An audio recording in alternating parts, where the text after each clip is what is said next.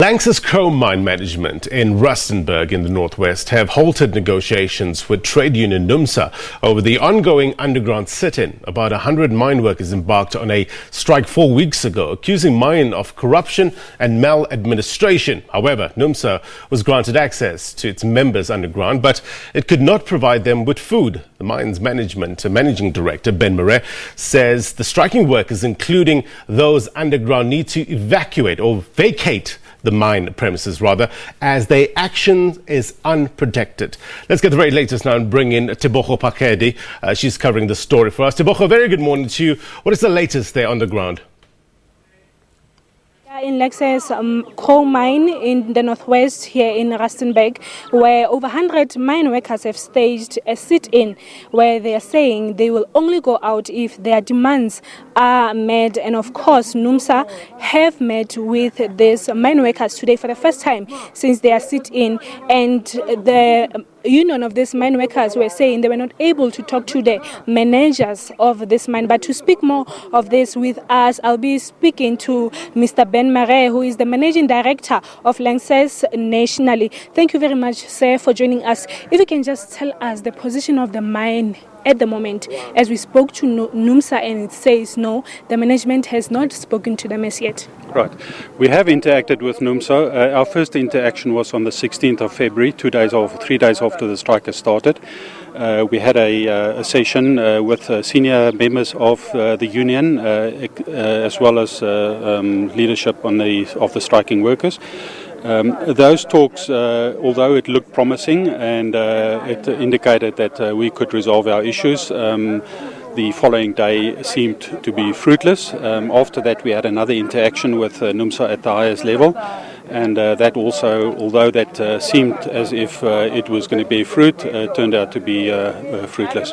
So we've indicated to NUMSA since that we will not interact with the union or with members until they come up from underground, leave our underground workings and leave our mine premises. Until then, we are, as a company, is not prepared to negotiate. Mm-hmm. Let's talk about the production of the mining. Has it been totally halted? Yes, there's absolutely no production going on since the 13th of February. There is essential services like provision of fresh air and water, but there's absolutely no production. Mm-hmm. We've seen only now, for the first time in 2 weeks, if one can say, food being provided for by the mine workers outside, giving the mine workers underground some food, and allegedly the management refused to allow the food to get in. Is it true?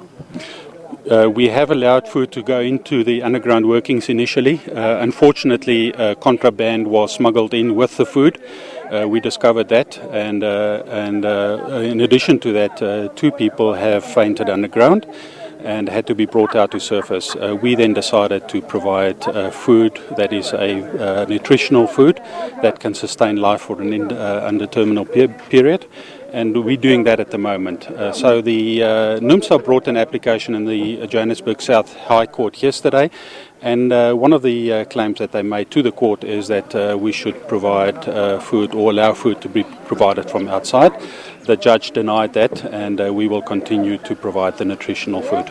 Mm-hmm. Speaking of the court proceedings yesterday, we understand that NUMSA went to court to apply for the court order to allow food, and as you said, the court refused, rather gave them an agreement or even settlements to be able to see them. If we can communicate with you, I understand the management had applied for an interdict. Has it really made some fruitless perhaps? Yes, the interdict that was applied for was in the Labour Court. That was on the 18th of February, and that was granted. Yesterday, the judge in the South Gauteng High Court specifically ordered that the 3 specific sections of the original Labour Court interdict has to be complied with.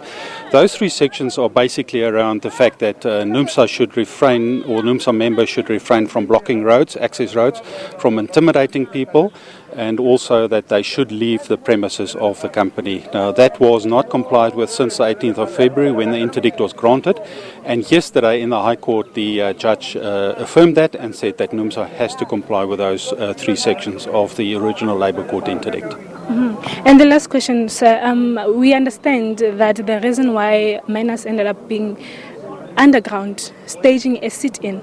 They said they had communicated with the management prior to that, but the management really wasn't playing ball or even communicating with them. Now you are saying you will not be able to talk or even negotiate as long as they are underground. So what does this say? Are we still yet to see another 4 weeks mine workers still being underground? We sincerely don't hope so. As I mentioned to you before, this strike is condemned by the company. We hope that NUMSA will talk to their members. I understand that those talks are carrying on at the moment, and convince the people to come up from underground. So clearly that is a decision of NUMSA and the members, but we can only appeal on NUMSA to do the sensible thing and to terminate the strike. Thank you very much, sir. That was Ben Marais, the managing director of Lanxess nationally, saying they are not willing to negotiate anything as long as the miners are still staging a sit-in. And of course, NUMSA is talking to their members at the moment. Hopefully, we would see what the outcome would be. Teboko Pakedi there. Thank you very much indeed for that report.